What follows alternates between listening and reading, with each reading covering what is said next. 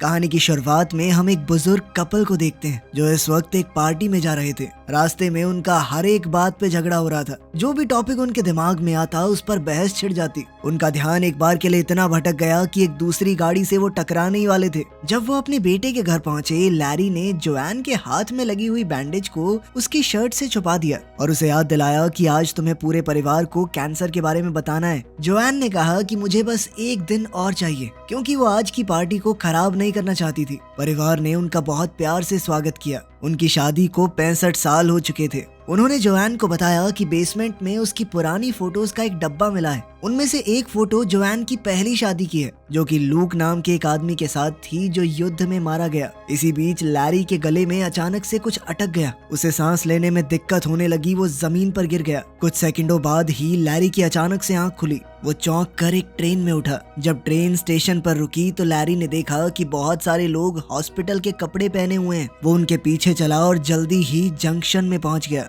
वहाँ लोग अजीबोगरीब बातें बोल रहे थे जो उसे समझ नहीं आ रही थी। लैरी ने रिसेप्शन पर खड़ी लड़की से कहा कि मुझे यहाँ पर किडनैप करके लाया गया है, लेकिन रिसेप्शनिस्ट ने कहा कि ऐसा कुछ नहीं हुआ है, आप यहाँ बैठकर अपने एसी का वेट कीजिए। कुछ घंटे बाद भीड़ कम हो गई और लैरी कुर्सियों पर ही सो गया था। तब एना आई और लैरी का नाम पुकारा। उसने बताया कि मैं तुम्हारी एसी हूँ, मतलब आफ्टर लाइफ कोऑर्डिनेटर। इसका मतलब साफ था कि लैरी मर चुका है और अब एना का काम है उसे सही जगह पर पहुंचाना। लैरी अभी भी इस बात को समझ नहीं पा रहा था कि वो मर चुका है। तभी एना ने लैरी को शीशा दिखाया। लैरी ये देखकर हैरान हो गया कि वो फिर से जवान हो गया है। एना ने बताया कि जब लोग जंक्शन पहुंचते हैं तो उनका शरीर वो वाला रूप ले लेता है जब वो अपनी जिंदगी में सबसे ज्यादा खुश थे। जब एना उसे बिल्डिंग दिखा रही थी तो लैरी बार बार बोलने लगा कि मुझे अपनी पत्नी के पास जाना है। परेशान होकर एना ने उसे एक चमाट दिया ताकि वो रोना धोना बंद करे। मरने के बाद भी रो रहा है, तू पागल है क्या? उसने ये भी बताया कि ये कोई स्वर्ग या नर्क नहीं है, ये बस थोड़े दिन का स्टॉप है जिसे तुम बदल नहीं सकते। एक बार चुन लिया तो चुन लिया।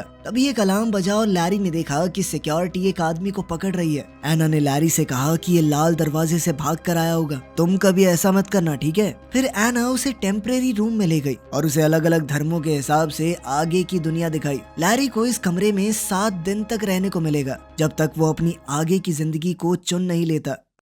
अलमारी में उसके मनपसंद कपड़े रखे हुए थे। कपड़े बदलने के बाद लैरी ने टीवी चलाया, लेकिन सारे टीवी चैनल्स पर ये दिख रहा था कि आप अपनी नई जिंदगी यहाँ शुरू करें, नहीं यहाँ शुरू करें। फिर वो जंक्शन घूमने गया। बहुत सारे स्टॉल देखे जो आगे की जिंदगी का सपना बेच रहे थे। आखिर में भूला भटका वो एक बार में पहुंचा। जैसे ही वो बैठा तो एक सुंदर औरत उसके पास आकर बैठ गई और फ्लर्ट करने लगी। वो दिखा रही थी कि तुम्हारी आगे की जिंदगी दिलचस्प भी हो सकती है। जिस पर लैरी ने कहा कि सॉरी दीदी, मैं शादीशुदा हूँ। बारटेंडर लूक ने लड़की को रोकते हुए कहा कि बार के अंदर एडवर्टाइजमेंट करना अलाउड नहीं है। इसके बाद वो औरत चुपचाप चली गई। लैरी ने लूक से पूछा कि क्या तुम एक एंजल हो, पर लूक ने कहा कि वो भी उसकी तरह एक आत्मा है जो जंक्शन पर अभी नौकरी कर रही है। लैरी अभी भी थोड़ा कंफ्यूज था तो लूक ने उसे रूल बताए। एक बार अगर तुमने आगे की जिंदगी चुन ली तो उसे बदल नहीं सकते। दूसरी किसी जिंदगी में जाना भी अलाउड नहीं है। अगर कोई भी रूल तोड़ा, ज्यादा दिन यहाँ रुक गए या फिर अपनी जिंदगी बदलने की कोशिश की तो तुम्हें वॉइड में डाल दिया जाएगा। वॉइड एक ऐसी जगह है जहाँ पर सिर्फ अंधेरा होता है, हमेशा के लिए। उनके बीच अच्छी बातचीत हो गई तो लैरी ने लूक को बताया कि यार मेरी पत्नी को कैंसर है, मैंने वादा किया था कि उसका ख्याल रखूंगा। अब बुरा लग रहा है कि उससे पहले ही यहाँ पर आ गया। खैर 1-2 गटकाने के बाद लैरी अपने कमरे में जाकर सो गया। अगली सुबह एना ने बेड पर चढ़कर लैरी को उठाया। बेचारा लैरी चौंक कर उठा। खैर फिर वो एना से पूछने लगा कि लोग यहाँ पर नौकरी क्यों कर रहे हैं। एना ने कहा कि कुछ लोग ये मान ही नहीं पाते कि वो मर चुके हैं। कुछ अपने परिवार या जिनसे भी वो प्यार करते हैं उनका वेट कर रहे हैं कि वो भी एक बार मरने के बाद यहाँ आ जाएं तो फिर चले जाएंगे एक जगह पर। और सबसे ज्यादा बुरा तो उनके साथ हो रहा है जो चुन ही नहीं पाते। लैरी ने पूछा कि मेरी पत्नी का क्या हाल है, जोआन, वो भी जल्दी मरती होगी है ना? लेकिन एना ने कहा कि ये इन्फॉर्मेशन अभी नहीं मिल सकती। लैरी ने फैसला किया कि वो जोआन का इंतजार करेगा। एना ने कहा कि देखो 7 दिन का स्टे तो फ्री है, उसके बाद तुम्हें भी काम करना पड़ेगा अगर रुकना है यहाँ पे, और साथ ही बेसमेंट में शिफ्ट होना पड़ेगा। कुछ दिन निकल गए लेकिन जोआन का कोई अता पता नहीं चला। एना ने कहा कि तुम श्योर हो इसमें कई महीने भी लग सकते हैं, ऐसा भी तो हो सकता है उसका कैंसर ठीक हो गया हो। इसके बाद लैरी ने फैसला किया कि वो एक प्यारा सा घर बसाएगा जोआन की याद में, ताकि जब भी वो आए तो सब कुछ एकदम तैयार हो। उस रात लैरी ने अपनी पत्नी के लिए एक चिट्ठी लिखी। उसी वक्त कैंसर से जोआन मर गई और वो भी ट्रेन में उठी। अगली सुबह एना लैरी को उसकी नई जिंदगी की तरफ ले जा रही थी। लैरी ने एना को चिट्ठी देकर कहा कि जोआन को दे देना, लेकिन एना ने कहा कि ये रूल्स के खिलाफ है, अगर हो पाया तो कर दूंगी, पक्का नहीं कह सकती। लैरी अब स्टेशन की तरफ गया जबकि जोआन ट्रेन से उतर रही थी। एस्केलेटर पर लैरी ने अपनी पत्नी को देखा, लेकिन जोआन ने उस पर ध्यान नहीं दिया। बेचैन होकर बेचारा लैरी भी वापस हो लिया। वहाँ जोआन शीशे में अपना जवान चेहरा देख रही थी। दोनों मिले और प्यार से गले लगे। जोआन पहले ही समझ गई थी कि वो मर चुकी है। उसने लैरी को डांटना शुरू कर दिया कि इस तरह से कौन मरता है, बेवकूफ हो गया, ध्यान से नहीं खा सकते। तभी वहाँ रायन आया जो कि जोआन का आफ्टर लाइफ कोऑर्डिनेटर है। वो जोआन को लैरी से अलग करके उसके पहले पति लूक के पास ले गया, जो बेचारा 67 साल से उसका इंतजार कर रहा था। जोआन लूक को देखकर बहुत इमोशनल हो गई। तभी लैरी बीच में कूद पड़ा, अरे कुछ नहीं होता, लोग मर जाते हैं यार, नॉर्मल चीज है, चलो बेबी अपनी दुनिया में चलते हैं, नई मैंने चुनी आपके लिए। लेकिन जोआन को समझ नहीं आ रहा था कि ये हो क्या रहा है। जल्द ही उसे पता चला कि उसे दोनों में से एक पति चुनना पड़ेगा, जिसके साथ वो अपनी मनचाही जिंदगी बसा सकती है। तभी रायन सभी रूल्स समझाते हुए उसे कमरे में ले गया। कपड़े बदलने के बाद अब रायन जोआन को उसके ऑप्शन समझा रहा था। तभी लूक वहाँ पर आया। डर के मारे कि उसे दोनों में से एक को चुनना होगा, जोआन ने दरवाजा ही बंद कर दिया। रायन का तो कहना था कि लूक बहुत अच्छा है, वो 67 साल से तुम्हारा यहाँ पर इंतजार कर रहा है। उधर लैरी एना के सामने गुस्सा निकाल रहा था। एना ने बताया कि मेरा और जो रायन है ना, मतलब जोआन का एसी, हम पहले रिलेशनशिप में थे, हमारी लड़ाई हो रखी है ना, तो वो जान के भी तुम्हारे अगेंस्ट बोल रहा होगा। लेकिन लैरी कहने लगा कि मेरी और जोआन की शादी 65 साल की है, इतने साल तो वो लुक्खा लूक जिंदा भी नहीं रह पाया, हमारे साथ बच्चे हुए पूरी जिंदगी बिताई है हमने। उधर जोआन और लूक जंक्शन में वॉक पर गए। वो दोनों थोड़ा अजीब सा महसूस कर रहे थे। अचानक 2 गार्ड्स एक आदमी को पकड़ने के लिए भागे, जो अपनी चुनी हुई जिंदगी से भाग रहा था। एक गार्ड ने लूक को हाय कहा और तुरंत जोआन को पहचान लिया, ये कहकर कि आखिरकार आप पहुंच ही गई यहाँ पर। ये सुनकर जोआन को बहुत अच्छा लगा, क्योंकि इसका मतलब साफ था कि लूक उसके बारे में बात करता है। गार्ड्स के जाने के बाद लूक ने जोआन को रूल समझाए और साथ ही अपने प्यार का इजहार कर दिया। उसने कहा कि मैं हर दिन तुम्हारे बारे में सोचता था। वो प्यारी बातें बोलता रहा और उसे किस करने की कोशिश की, लेकिन जोआन पीछे हट गई क्योंकि उसे अजीब लग रहा था। उसने कहा कि मुझे सोचने के लिए थोड़ा वक्त चाहिए और फिर जल्दी से वहां से भाग गई। कुछ ही मिनटों बाद लैरी जोआन के कमरे में घुस गया, बहुत सारे आगे की जिंदगी के ऑप्शन लेकर। जोआन घबरा गई और लैरी पर चिल्लाने लगी। उसने उसे भी वही जवाब दिया कि मुझे अभी थोड़ा वक्त चाहिए सोचने के लिए। वो कहने लगी कि पिछले कुछ दिन मेरे बहुत भारी थे, तुम्हारी मौत के बाद पता है मेरी बेस्ट फ्रेंड की भी मौत हो गई। इस बात से लैरी थोड़ा खुश हुआ, क्योंकि वो वैसे भी उसे खास पसंद नहीं थी। लैरी को याद आया कि स्क्वाट करने से जोआन हमेशा शांत हो जाती थी। बुजुर्ग होने के बाद से जोआन स्क्वाट नहीं कर पा रही थी, इसीलिए अब जवान होकर दोबारा से शरीर में ताकत महसूस करके उसे बहुत अच्छा लगा। उधर लैरी फिर से कुछ खा रहा था और उसका गले में दोबारा से खाना अटक गया। इस बात से जोआन अचानक घबरा गई, लेकिन लैरी हंसने लगा कि मर तो चुका हूँ, मजाक कर रहा था मैं बस। इसके बाद लैरी आराम से बेड पे लेट के रिलैक्स करने लगा, लेकिन जोआन ने उसे लात मार के बाहर निकाल दिया, जिसके बाद उस बेचारे को अपने बेसमेंट वाले कमरे में जाना पड़ा। लेकिन वापस जाते हुए लैरी ने एक बोर्ड देखा, जिसके ऊपर मरे हुए सिंगर डीन मार्टिन के शो का प्रमोशन था। जोआन को वो सिंगर बहुत ज्यादा पसंद है, इसलिए लैरी ने एना से शो अरेंज करने को कहा।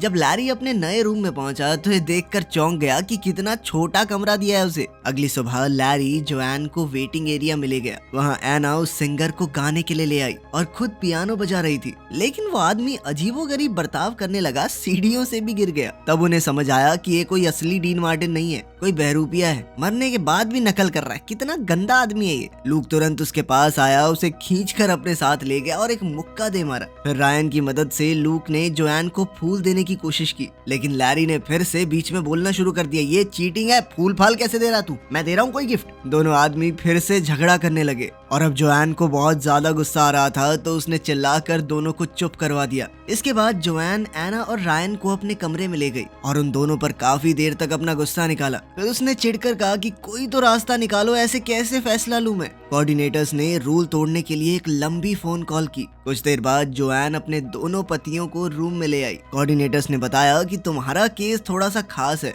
इस वजह से हमें एक स्पेशल वीजा मिला है। जोआन को 2 बार चुनने की इजाजत मिलेगी। एक बार के लिए वो लैरी के साथ अपनी जिंदगी जाकर देख सकती है और एक बार लूक के साथ। उसके बाद उसे फैसला करना ही होगा। दोनों लड़के फिर से झगड़ा करने लगे कि पहले कौन जाएगा और उनके बीच में हाथापाई होने लगी। इसलिए जोआन फिर से चिल्ला पड़ी। उसने कहा कि पहले कौन जाएगा ये हम टॉस करके पता लगाएंगे। फिर से बहस शुरू हो गई। इस बार रायन ने दोनों को रोका। लैरी ने सिक्का उछाला और लूक जीत गया। ट्रेन राइड के दौरान लूक और जोआन पुराने दिन याद करते रहे। जल्द ही वो एक खूबसूरत पहाड़ पर पहुंचे जहां साफ आसमान और हरा भरा जंगल है। घूमते हुए दोनों ने बहुत मजे किए एक दूसरे का हाथ थामकर।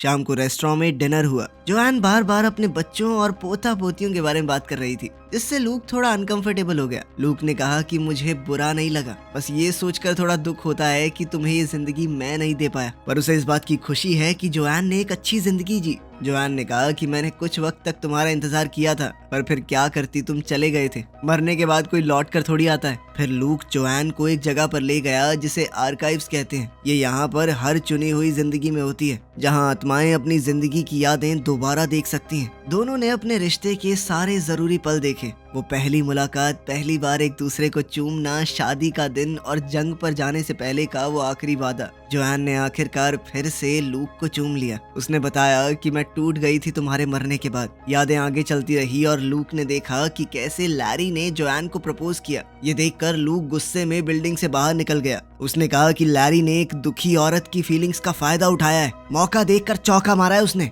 जोआन ने समझाने की कोशिश की कि ऐसा कुछ नहीं है, लेकिन लूक ने नहीं सुना। इसी बीच लैरी भड़क रहा था, क्योंकि लूक सबको बताता था कि मैं जंग में मारा गया लड़ते हुए दुश्मन से। अब इस तरह वो खुद को हीरो दिखाएगा तो कोई कैसे लड़े। लैरी को डर था कि कहीं जोआन उसे न चुन ले। इस पर एना ने कहा कि जोआन को याद दिलाना कि वो उससे प्यार क्यों करती थी। लैरी ने कहा कि मुझे तो खुद भी नहीं पता वो क्यों प्यार करती थी मुझसे, लेकिन मैं एक इंसान को जानता हूँ जो शायद बता सकती है। कुछ देर बाद लैरी जोआन की बेस्ट फ्रेंड कैरन से मिला, जो काफी बूढ़ी लग रही थी। कैरन ने बताया कि उसके सबसे ज्यादा खुश दिन तब आए जब उसका पति मर गया, क्योंकि तभी वो खुलकर अपनी जिंदगी जी पाई। खैर, कैरन ने बताया कि मुझे तुम शुरुआत में बिल्कुल पसंद नहीं थे, पर धीरे धीरे अच्छे लगने लगे। लैरी ने पूछा कि मुझे घंटा फर्क नहीं पड़ता, तुम बताओ कि जोआन मुझे क्यों पसंद करती है। कैरन ने कहा कि मुझे क्या पता, लेकिन इतना जरूर कह सकती हूँ कि तुमने जोआन को बहुत खुश रखा है। इसके बाद लैरी लूक के कमरे में गया कोई राज ढूंढने के लिए। दीवारों पर निशान है जो दिखाते हैं कि लूक अपनी मौत के बाद हर एक दिन गिन रहा था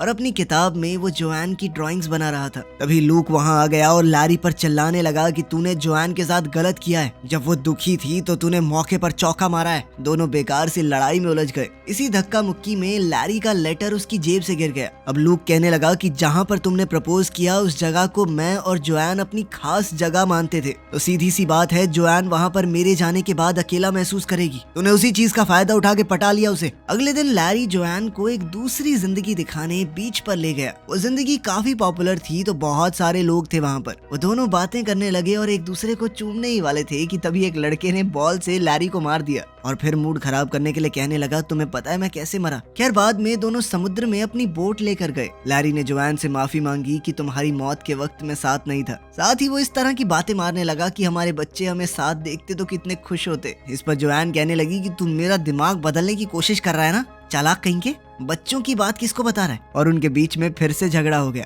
अब जोआन कहने लगी कि तुम समझ नहीं पा रहे मेरी सिचुएशन। मैंने अलग अलग वक्त पर तुम दोनों से ही प्यार किया है। तुम दोनों के साथ सारी जिंदगी रहने की कसमें खाई हैं। इस पर लैरी कहने लगा कि अगर मैं लूक की जगह होता तो मैं भी तुम्हारा इंतजार करता।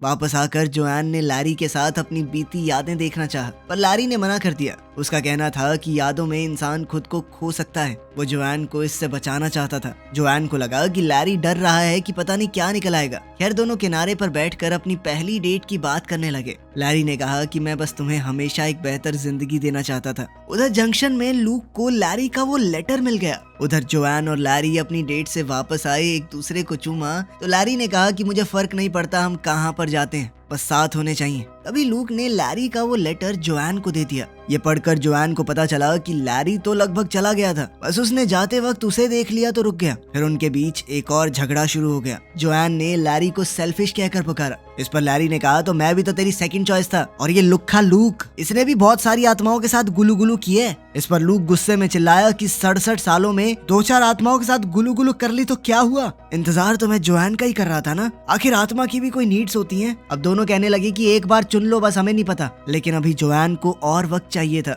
इसलिए कोऑर्डिनेटर्स दोनों आत्माओं को वहाँ से ले गए। कैरन थोड़ी देर बाद जोआन के पास एक ड्रिंक लेकर आई और तब जोआन फूट फूट कर रोने लगी। कैरन ने उसे संभाला और उसका ध्यान भटकाने के लिए अलग अलग फन बूथ्स पर लेकर गई। जोआन शराब पीते हुए अपनी हालत बताती रही। तब कैरन ने उसे याद दिलाया कि तुम मर चुकी हो। याद है शादी के बाद क्या बोलते हैं कि मैं तुम्हारा साथ दूंगी जब तक मौत हमें जुदा न कर दे। मौत ने जुदा कर तो दिया, इतना क्या सोच रही है, अपने हिसाब से जी अपनी जिंदगी को। उधर बार में लैरी और लूक भी काफी ज्यादा पी रहे थे। 4-4 पैग लगाने के बाद उन दोनों के बीच में भी बॉन्ड बनने लगा। वो एक दूसरे की तारीफ करते हुए कहने लगी कि वो लड़की हमारे लायक नहीं है भाई, हम दोनों बहुत बढ़िया इंसान है यार। अगली सुबह जोआन हैंगओवर में पड़ी थी, लेकिन उसने फैसला बना लिया था। उसने अपने दोनों पतियों को बुलाया और कहा कि मैं बहुत खुशकिस्मत हूँ कि तुम दोनों के साथ जिंदगी बिता पाई, लेकिन अब मैं एक को चुनकर दूसरे के लिए बुरी नहीं बन सकती। मुझे हमेशा गिल्ट महसूस होता रहेगा, इसीलिए मैं तुम दोनों को ही नहीं चुनूंगी। मैं अपनी बढ़िया जिंदगी जी रही हूँ, तुम अपनी जियो। बाद में जोआन तैयार हुई और फैसला किया कि वो कैरन के साथ अपनी आगे की जिंदगी बिताएगी। दोनों दोस्त मजे करेंगे। उधर लैरी ने लूक को बताया कि तुम सही थे,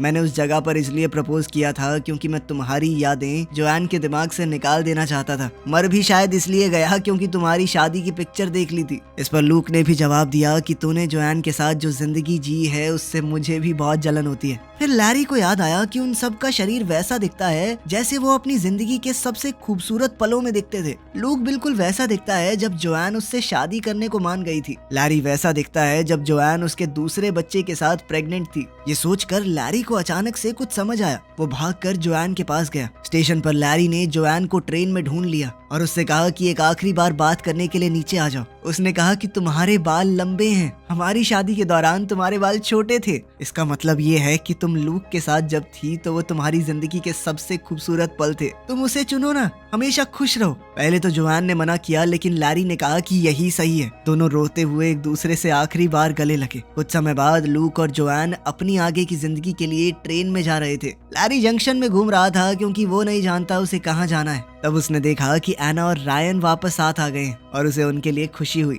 उधर लूक और जोआन ने अपनी नई जिंदगी शुरू की। वो एक दूसरे के साथ खुशी खुशी रहने लगे। लेकिन समय के साथ जोआन को डाउट होने लगा। वो अपनी पिछली यादें देखने गई और लैरी से पहली मुलाकात वाली मेमोरी देखी।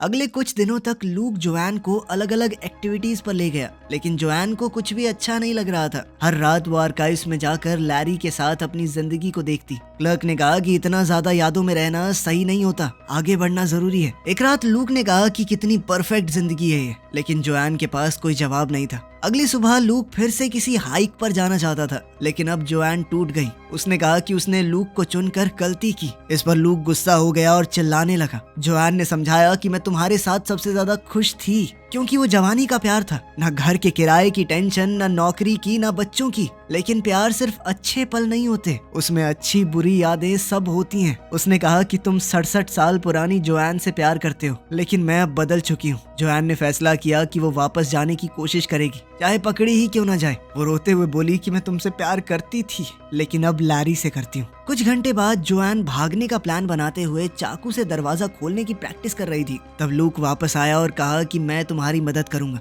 दोनों आर्काइव्स में गए, वहीं पर वो लाल दरवाजा था। अब लूक क्लर्क के सामने दुखी होने का नाटक करने लगा। भाई मेरी जिंदगी बर्बाद हो गई यार, मैं बहुत परेशान हूँ। जैसे ही गार्ड का ध्यान भटका, जोआन चुपके से अंदर चली गई। लूक भी नॉर्मल क्लाइंट बन के अंदर चला गया। दोनों ने अपनी शादी की यादें देखी और एक आखिरी बार अलविदा कहा। जोआन अपनी मेमोरीज के पीछे जाकर लाल दरवाजे में घुस गई, जो उसे अपने बचपन की यादों के कॉरिडोर में ले गया। अलार्म बजने लगा और गार्ड्स आ गए। जोआन जल्दी से भागकर लूक की मौत वाली मेमोरी के दरवाजे में घुस गई। वॉशिंग मशीन के दरवाजे ने उसे लैरी के साथ झगड़े वाली मेमोरी में गिरा दिया। गार्ड्स पास आ रहे थे। जोआन ने दरवाजे को कुर्सी से ब्लॉक कर दिया और जल्दी से ऊपर भागी, जहाँ उसे अपना पुराना वर्जन दिखाई दिया। बूढ़ी जोआन ने मरते हुए भी लैरी का नाम लिया, जबकि हमारी जवान जोआन बेड के नीचे छुपने की कोशिश करने लगी। गार्ड्स उसके पीछे थे, लेकिन जोआन अब रेंगती हुई ट्रेन ट्रैक्स पर पहुंच गई। टनल से होते हुए वो जंक्शन में वापस पहुंच गई। रिसेप्शन पर वो लैरी के बारे में पूछ रही थी, लेकिन उसी वक्त उसका वांटेड अनएक्सपेक्टेड नोटिस आ गया, जिसके बाद उसे दोबारा से भागना पड़ा। बूथ एरिया में वो रायन और एना से टकरा गई। उन्होंने उसे छुपा दिया और गार्ड्स को गलत डायरेक्शन बता दी। जोएन ने पूछा कि लैरी की आगे की जिंदगी कहाँ है, और कोऑर्डिनेटर्स ने जो जवाब दिया उससे वो हैरान रह गई।